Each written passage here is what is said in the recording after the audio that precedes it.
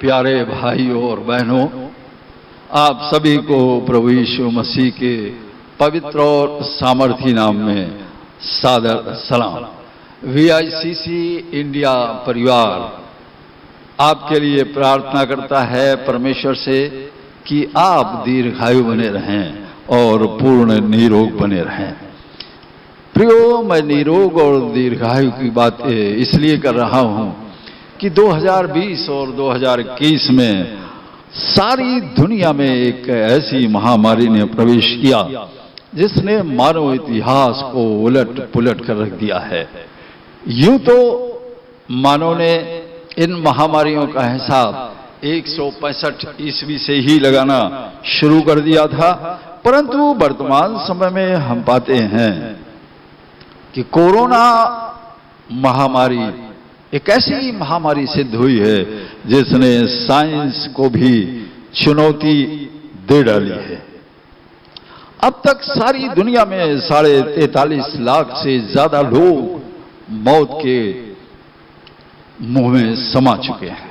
अगर हम भारत देश की बात करें तो हमारे भारत देश में भी 4.5 लाख लोग मौत के मुंह में जा चुके हैं। हमारे देश का हाल तो ऐसा हो गया कि हमारे देश के लोगों की लाशों को चील कौओं ने और कुत्तों ने खाया है।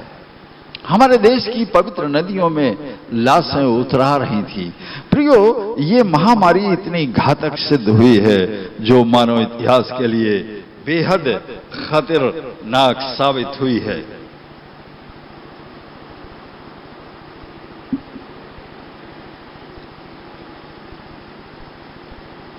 भारत सरकार ने ऐसी परिस्थितियां पैदा कर दी, उनके लोगों ने ऐसी परिस्थितियां पैदा कर दी कि लोग अपने कपड़ों से ही डरकर भागने लगे। लोग अपने घर की कुंडी में हाथ लगाने से डरने लगे, चश्मे में हाथ लगाने से डरने लगे, और तो और छोड़िए, खुद का जो पैसा है उसको छूने से डरने लगे। यानी उनकी चेतावनियों ने, उनकी टीम ने ऐसा देश में भय का माहौल पैदा कर दिया कि लोग पूरी तरह भय से भर गए और स्थिति यहां तक हो गई कि हमारे देश का आदमी थर थर कांपने लग गया। प्रियो, भारत की मिट्टी में परमेश्वर का प्रेम बसता है। परमेश्वर ने ऐसी परिस्थितियों में ऐसे लोगों को भी खड़ा कर दिया कि उन्होंने कोई जान की परवाह नहीं की और जो लोग कोरोना वायरस से पीड़ित थे उनकी सेवा में लग गए। दिन दूना रात चौगुना उन्होंने मेहनत की और इस देश में जो परमेश्वर का प्रेम बसता है उसको अपनी सेवा के द्वारा उन्होंने सिद्ध किया हुआ है। प्रियो, हमारे देश के 600 मनोवैज्ञानिकों ने एक सर्वे किया और उस सर्वे को हमारे देश के उन मनोवैज्ञानिकों ने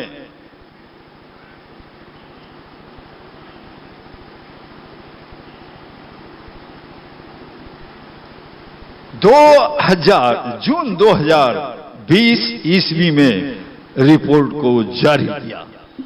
रिपोर्ट के मुताबिक मैं आपको बताना चाहता हूं, इन 600 मनोवैज्ञानिकों ने देश के कोने कोने में जाकर के सर्वे किया और जब अपनी रिपोर्ट जारी की तो उन्होंने बताया कि हमारे देश का 70% आदमी भीषण मानसिक तनाव में चला गया है और 40% आदमी अवसाद में चला गया। दिस मीन्स वो डिप्रेस्ड हो गया है और डिप्रेस्ड आदमी को बचाना प्रियो बेहद खतरनाक होता है, बेहद मुश्किल होता है।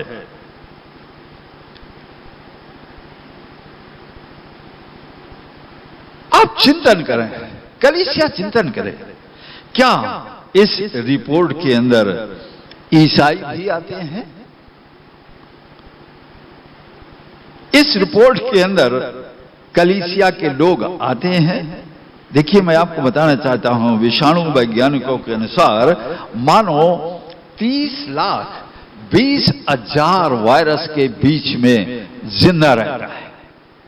प्रियो, क्या भारत सरकार इस बात को भूल गई कि हमारे देश का आदमी ही नहीं बल्कि सारी दुनिया का आदमी, उसके पेट के अंदर 54,118 वायरस जिंदा रहते हैं।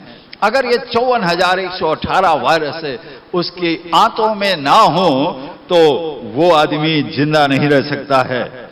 इसलिए प्रियो, इस बात को ध्यान रखने की जरूरत है कि ये कोरोना वायरस हमारे लिए क्या मायने रखता है। मैं आपको बताना चाहता हूं, आज का जो मेरा खास मकसद है, आज का जो विषय है, वो विषय मेरा यही है कि क्या एक ईसाई को कोरोना वायरस का टीका लगवाना चाहिए या नहीं। कलीसिया मेहरबानी से इस बात को ध्यान दे। एक तरफ हम पवित्र परमेश्वर की बात करते हैं, अपने भरोसे की बात करते हैं। देखिए परमेश्वर के वचन 1 कुरिन्थियों 3:16 और 17 में क्या लिखा हुआ है। यहां ऐसा लिखा हुआ है, Surely you know that you are God's temple and that God's Spirit lives in you. निश्चय तुम परमेश्वर का मंदिर हो। You are the God's temple और God's Spirit in you. परमेश्वर का आत्मा इस मंदिर में बसता है। कलीसिया से परमेश्वर कह रहा है बसता है, और आगे लिखा हुआ है, So if anyone destroy God's temple, God will destroy him. For God's temple is holy and you yourselves are his holy people. मैं आपको बताना चाहता हूं, you are not ordinary person, God says to you, you are the holy person. परमेश्वर कहता है जो इस मंदिर को नाश करेगा मैं उसे नाश करूंगा। इस मंदिर को नाश करने के लिए बहुत सारी बातें हैं। हो सकता है आत्मिक रूप से हम इस मंदिर को नाश कर रहे हैं, हो सकता है दुनियावी रूप से हम इस मंदिर को नाश कर रहे हैं। ये मंदिर नाश करने के और भी तरीके हो सकते हैं। मैं बहुत दूर नहीं आना चाहता हूं, पर मैं सिर्फ इस बात को बताना चाहता हूं, क्या आप परमेश्वर का मंदिर हैं और परमेश्वर आपसे क्या चाहता है, इस पर आप चिंतन करें। प्रियो, इस दुनिया में बहुत सारे धर्म हैं, सारी दुनिया में धर्मों की एक लंबी फहरिस्त है, लेकिन आज मैं आपके बीच में सिर्फ 11 धर्मों के बारे में कुछ थोड़ी सी लिटिल थिंग्स, थोड़ी बातें बताना चाहता हूं कि आखिर परमेश्वर के प्रति मनुष्य की क्या सोच है और उसका क्या भरोसा है। क्या वो सच में परमेश्वर पर भरोसा करता है या सिर्फ जबानी हिसाब किताब रखता है। इसलिए जब हम इन 11 धर्मों की ओर चलते हैं तो हम पाते हैं सूडान में जो धर्म पाया जाता है वहां परमेश्वर को जोग यानी शक्ति माना जाता है, और यही जोग जो है वहां के लोगों को महामारियों से रक्षा करता है।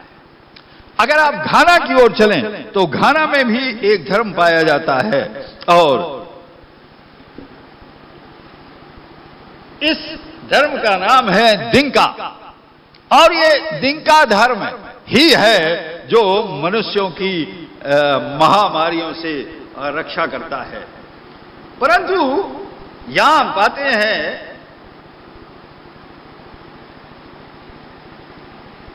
न्यूजीलैंड में माओरी धर्म पाया जाता है। मैं इसको ऊपर हाथ में ले लेता हूं ताकि मेरे लिए सरल हो जाए। माओरी धर्म पाया जाता है। परमेश्वर को यहां अतुआ कहा जाता है, अतुआ, और यही अतुआ जो है महामारियों से लोगों की रक्षा करता है। कोरिया में समांस धर्म पाया जाता है, और यहां पर परमेश्वर को कुट कहा जाता है, और ये कुट ही वहां के लोगों की महामारियों से रक्षा करता है। जापान में शिंटो धर्म पाया जाता है। यहां परमेश्वर को कामी यानी आत्मा के रूप में, स्पिरिट के रूप में परमेश्वर को देखा जाता है, और यही आत्मा महामारियों से उनकी रक्षा करता है। अगर हम चीन में चले जाएं, वहां ताओ धर्म पाया जाता है। ताओ धर्म के जो प्रवर्तक थे सम्राट फोई थे। कन्फ्यूशियस का धर्म भी यहां पाया जाता है। परंतु इन दोनों धर्मों में ईसा पूर्व 200 से आसमान और पृथ्वी को महत्व दिया जाता था।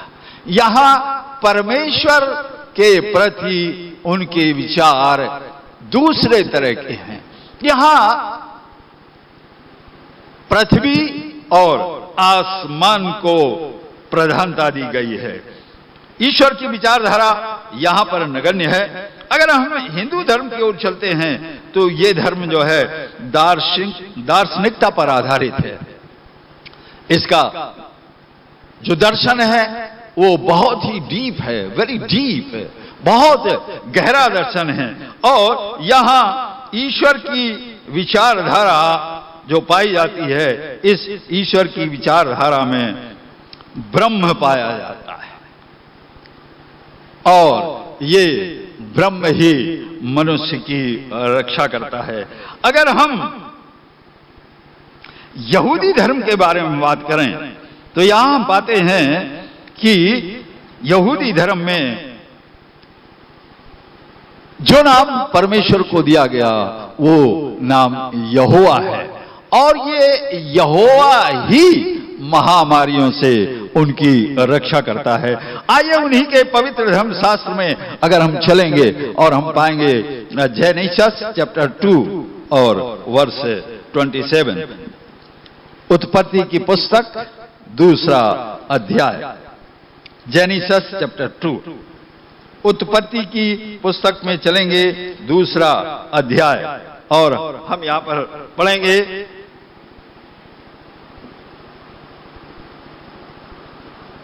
7वें पद में।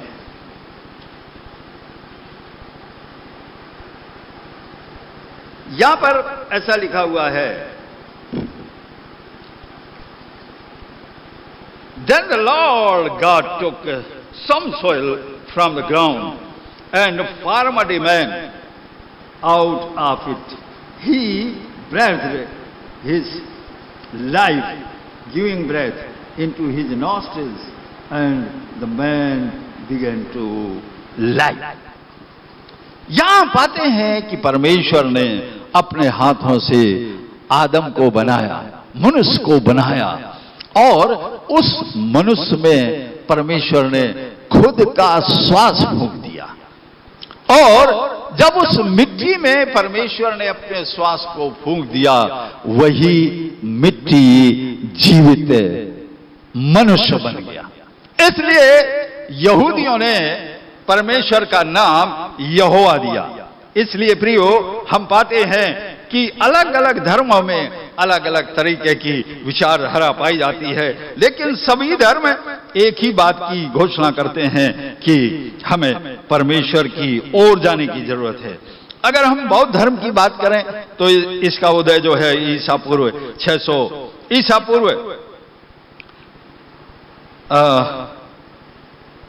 600 में हुआ।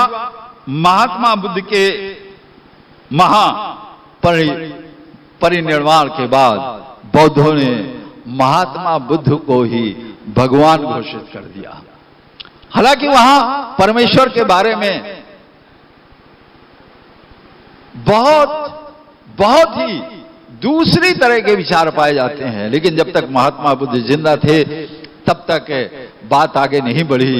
महात्मा बुद्ध के बाद में उन्होंने महात्मा बुद्ध को ही भगवान घोषित कर दिया। महामारियों से लड़ने के लिए भगवान पर भरोसा नहीं किया, और उन्होंने तमाम तरीके की युक्तियों की बात कही। उनके धर्म पिटक, सूत्र पिटक आदमी अगर आप पढ़ेंगे तो तमाम बातों को आप वहां पर पाएंगे। मध्यम मार्ग की बात की उन्होंने, पंचशील की बात की उन्होंने, और परमेश्वर पर भरोसा पूरी तरह नहीं रखा। अगर हम इस्लाम की ओर जाएं तो 610 ईस्वी से लेकर 632 ईस्वी तक सारी दुनिया में इस्लाम का परिचय फहराया गया है, इस्लाम का परचम फहरा दिया।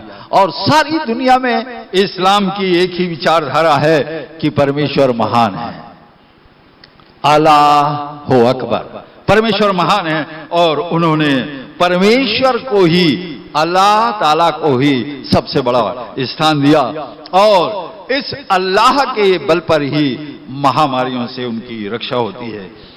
ईसाई धर्म में एक परमेश्वर की अवधारणा नहीं पाई जाती है। कलीसिया मेहरबानी से मेरी बात को ध्यान से सुने। ईसाई धर्म में परमेश्वर, एक परमेश्वर की अवधारणा नहीं पाई जाती है। ईसाई धर्म में परमेश्वर त्रिएक है, पिता, पुत्र, पवित्र आत्मा।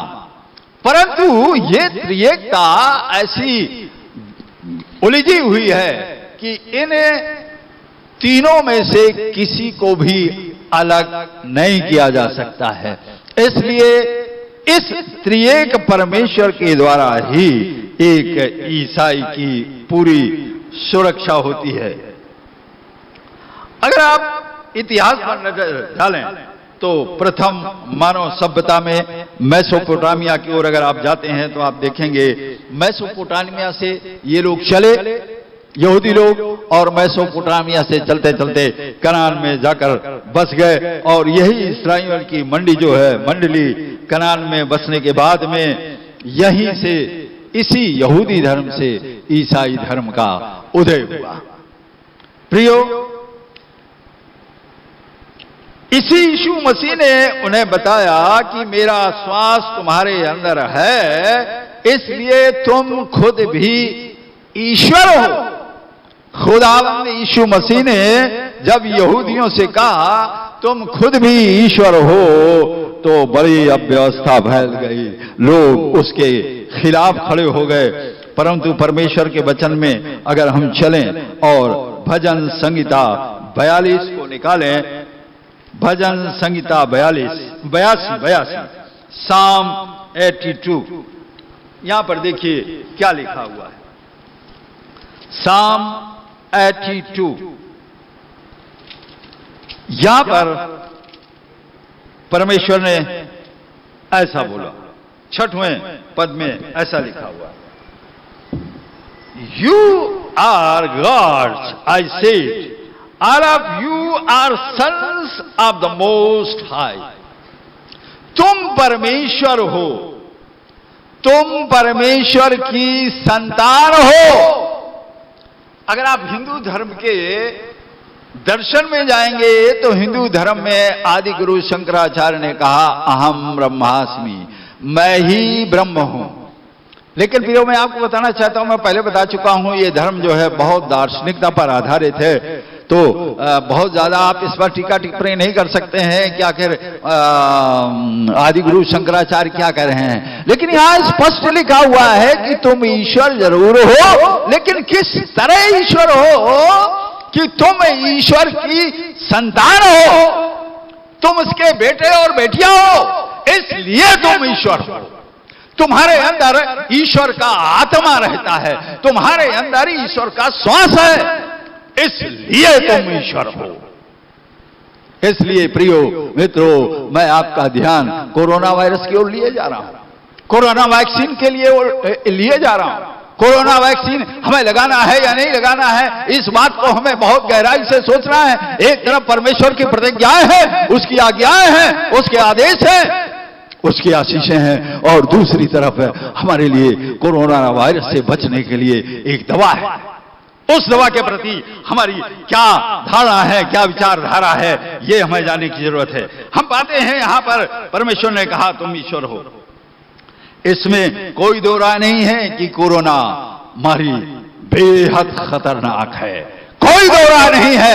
सारी दुनिया के वैज्ञानिकों ने तहलका मचा कर रख दिया है, सब परेशान है बेचारे, उसके स्वरूप को ठीक से जान भी नहीं पाते हैं। कितने रूप वो बदलता है, पल पल में वो अपने रूप बदल देता है, और वैज्ञानिक जो है छटपटाते रह जाते हैं। इसलिए वो खतरनाक तो है, इसमें कोई दो राय नहीं है।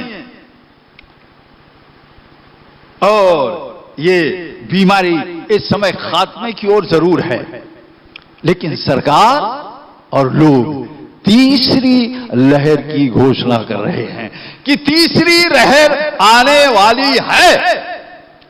मैं सिर्फ सरकार से, गवर्नमेंट ऑफ इंडिया से, स्टेट से के गवर्नमेंट से एक ही बात कहना चाहता हूं, इतना धन खर्च किया जा रहा है, तीसरी लहर आने वाली है, मंचों का प्रयोग किया जा रहा है, मंत्री बोल रहे हैं, सरकार के अधिकारी बोल रहे हैं, लोग कह रहे हैं तीसरी लहर आने वाली है और ये बेहद खतरनाक होगी। मैं आपको बताना चाहता हूं, जितना धन, जितनी शक्ति इस प्रचार में लगाई जा रही है कि तीसरी लहर आने वाली है, अगर ये इतनी शक्ति और इतना धन इस बात में खर्च किया जाए कि हमारे देश के एक एक नागरिक को स्वास्थ्य सुविधाएं पूरी तरह से मिल जाएं, हमारे देश के एक एक नागरिक के अंदर इम्यूनिटी सिस्टम स्ट्रांग हो जाए, अगर इसके लिए काम किया जाए, तो मैं आपको बताना चाहता हूं, तीसरी लहर इस देश के नागरिकों का कुछ नहीं बिगाड़ सकती है। आ भी जाए तो भी कुछ नहीं बिगाड़ सकती है। मैं आपसे अपील करना चाहता हूं, आप अपनी इम्यूनिटी पावर को स्ट्रांग कीजिए, परमेश्वर पर भरोसा रखना सीखिए। जब परमेश्वर पर हम भरोसा रखते हैं तो निश्चय ही हमारे जीवन में नया काम होता है। और आगे ऐसा लिखा हुआ है, इसी भजन संहिता के 91वें अध्याय में हम चलेंगे। 91 चैप्टर 91 5वें से 7वें पद तक हम पढ़ेंगे। क्या लिखा हुआ? 5वें से 7वें पद तक। You need not for fear any dangers at night. परमेश्वर की प्रतिज्ञा है, डरना बंद कर दो, रात में भी तुम्हें कोई नहीं सताएगा, बीमारी तुम्हारे ऊपर आक्रमण नहीं कर सकती है। और आगे लिखा हुआ है, or sudden attack during the day, दिन में भी ये तुम्हारे ऊपर आक्रमण नहीं कर सकती है, मैं परमेश्वर हूं। आगे लिखा हुआ है, or the plague that strike in the dark of the evil that kill in day night, वो शक्ति जो रात और दिन तुम्हें नाश करती है, वो तुम्हारा कुछ नहीं बिगाड़ सकती है। और आगे लिखा हुआ है, 1,000 may fall dead beside you, 10,000 all around you, but you will not be harmed. Oh, praise the Lord. This is the promise of God Most High. लिखा हुआ है, तेरे दाहिने 10,000 गिरेंगे पर तेरा कुछ नहीं बिगड़ेगा, तेरे सामने 1,000 गिरे पड़े होंगे पर तेरा सामना ये बीमारी नहीं कर सकेगी, दुश्मन तेरा सामना नहीं कर सकेगा। प्रियो, एक ही बात याद रखने की जरूरत है, हमारा दुश्मन अगर संपूर्ण दुनिया में कोई है, उसका नाम है शैतान। ये आपका दुश्मन है। बीमारियां वातावरण लाती है, इसमें कोई दो राय नहीं, लेकिन बहुत सारी बीमारियों को शैतान लेकर आता है। हमने अपने देश में देखा है, हमारे कब्रिस्तान भर गए, लाशों को जलाने के लिए सुबह से शाम तक लाइन लगी है, मजबूर होकर के लोगों ने पवित्र नदियों में लाशों को फेंक दिया। निश्चय ही इस महामारी ने खतरनाक काम किया है, लेकिन क्या हमें परमेश्वर पर भरोसा है? अगर हमें परमेश्वर पर भरोसा है, अगर उसकी प्रतिज्ञाओं पर भरोसा है, तो निश्चय जानिए ये बीमारी आपका कुछ भी नहीं बिगाड़ सकती है, कुछ भी नहीं बिगाड़ सकती है। और आगे हम पढ़ते हैं, एक ईसाई के लिए पवित्र वचन में बहुत सारी प्रतिज्ञाएं मौजूद हैं। अगर ईसाई टीका लगवा रहे हैं तो इसका अर्थ यह हुआ परमेश्वर मर गया। He is dead, not God Most High. मरा हुआ है। किस बात का परमेश्वर है?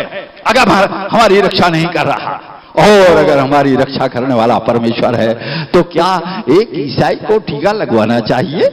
प्रियो, बहुत सारे लोग कहेंगे, अरे साहब हम क्या करें, हमारे पादरी साहब ने टीका लगवाया हुआ है और हमारे पादरी साहब हमारे ऊपर जोर डाल रहे हैं कि जाकर टीका लगवाओ।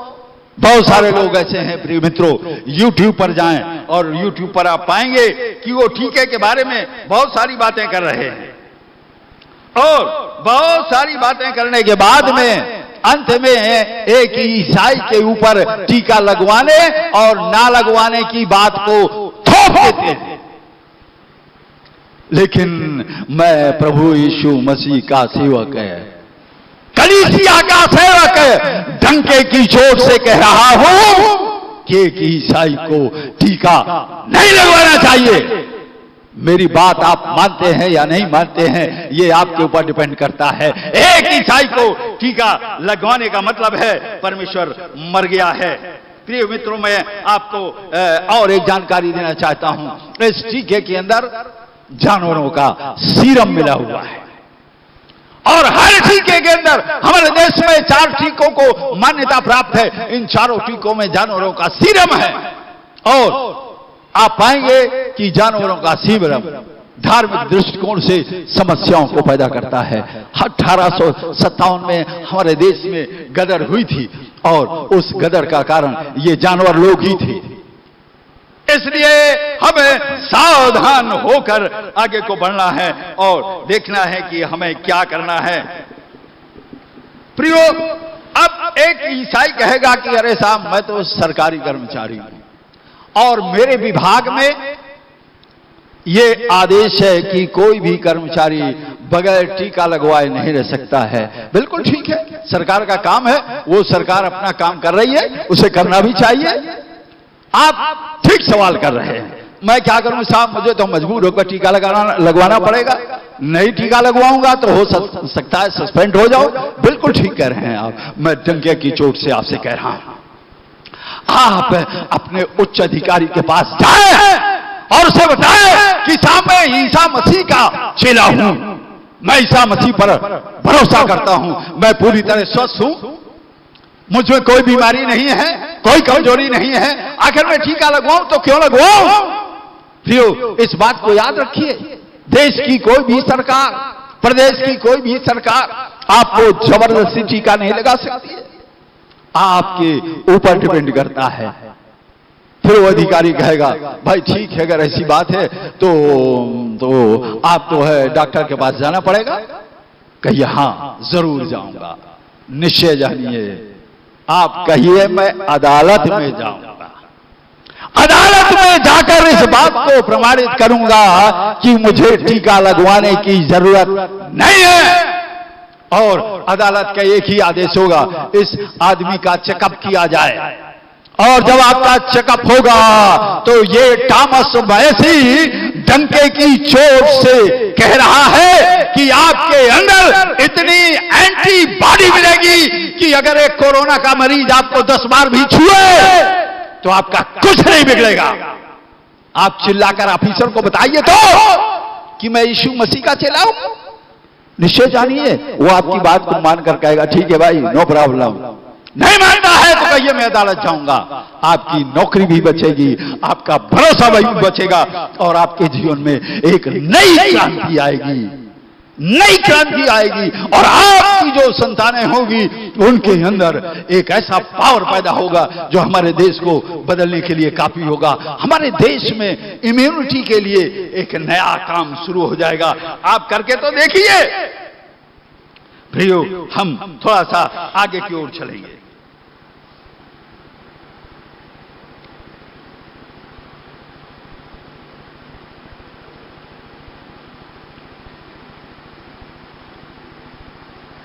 फरवरी 2021 में एक रिपोर्ट जारी हुई जिसमें 13,782 ईसाई सरकार की जेलों में सजा काट रहे हैं। ये गवर्नमेंट ऑफ इंडिया की रिपोर्ट बता रहा हूं। 13,782 ईसाई देश की जेलों में सजा काट रहे हैं।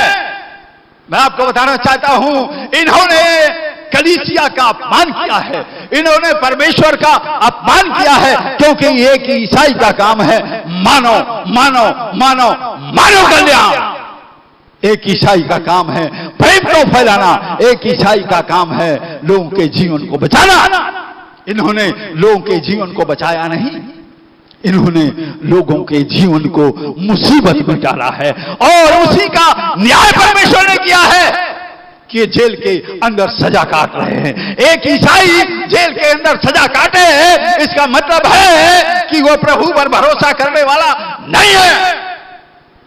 और प्रिय मित्रों, सरकार को चाहिए इन 13,782 ईसाइयों को कोरोना का टीका जरूर जरूर जरूर लगवाए।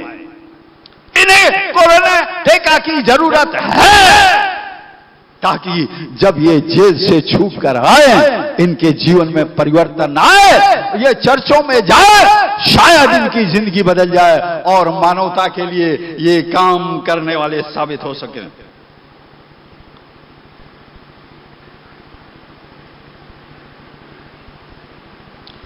प्रिय मित्रों, मैं आपको बताना चाहता हूं, आप किसी भी धर्म के हैं, किसी भी जाति के हैं, किसी भी संप्रदाय के हैं, इसमें कोई भी फर्क नहीं पड़ता है। परमेश्वर सबका है। परमेश्वर पवित्र वचन बाइबल में पाया जाता है। परमेश्वर जो है यूनिवर्सल गॉड है, और वो omnipotent, omni presence, omniscient God है। इसलिए उसको इन सब बातों से कोई भी फर्क नहीं पड़ता है, बस एक काम करने की जरूरत है। जब मैं था तब हरि नहीं, अब हरि है मैं नहीं। अगर हरि शब्द आपकी समझ से बाहर है तो इसको आप ऐसे पढ़ें, जब मैं था तब प्रभु नहीं, अब प्रभु है मैं नहीं। प्रेम गलीयती साकरी जामे दो न समाए। प्रिय मित्रों, अगर आपके अंदर परमेश्वर का प्रेम बसता है तो इसके अंदर कोई दूसरा समा नहीं सकता है। आप किसी भी जाति के हैं, किसी भी धर्म के हैं, किसी भी संप्रदाय के हैं, परमेश्वर आपकी पूरी तरीके से सुरक्षा करेगा, निश्चय सुरक्षा करेगा। इसलिए आपसे अनुरोध है कि आप एक बात को जानिए, परमेश्वर के लिए आप हैं या नहीं। अगर आप परमेश्वर के लिए नहीं हैं तो निश्चय निश्चय निश्चय निश्चय ही हमें टीका लगवाना चाहिए। अगर हम परमेश्वर के हैं तो हमें टीके की कोई भी जरूरत नहीं है, और हमारी इम्यूनिटी समाज के अंदर इम्यूनिटी को पैदा करेगी और एक नए समाज की रचना होगी। प्रिय मित्रों, मैं एक अंत में आपसे जरूर गुजारिश करना चाहता हूं, जब भी आप घर से बाहर निकलते हैं अपने मुंह को ठीक से मास्क पहनकर निकलें, अपने हाथों को बार बार धोएं, साबुन और पानी से धोएं, सैनिटाइजर से नहीं। निश्चय जानिए, अगर आप सरकार की रिपोर्टों को पढ़ें तो ये जो सैनिटाइजर बाजार में बिक रहा है ये आपके लिए घातक है। और आप कहेंगे अरे साहब मेरे पास जो सैनिटाइजर है वो बहुत बड़ी कंपनी का है। ठीक है, बहुत बड़ी कंपनी का है, लगाते रहिए, 6 महीने बाद आपको खुद पता चल जाएगा कि क्या हो गया है आपके लिए हाथों में। क्योंकि मैंने ऐसे लोगों को देखा है इलाज कराते घूम रहे, अरे साहब क्या करें, सैनिटाइजर लगाते रहे थे। सबसे बड़ा सैनिटाइजर प्राकृतिक सिस्टम है। पानी लीजिए, साबुन लीजिए, हाथों को धोइए, धोते रहिए। आप मोबाइल चलाते हैं, जब भी आप फुर्सत हो आप पानी से हाथों को ठीक से धोएं, आप खाना खाएं। निश्चय जानिए आपका कोरोना कुछ भी नहीं बिगाड़ पाएगा। इन्हीं बातों के साथ में एक बार फिर आप सबको प्रभु यीशु मसीह के नाम में जय हिंद, जय हिंद।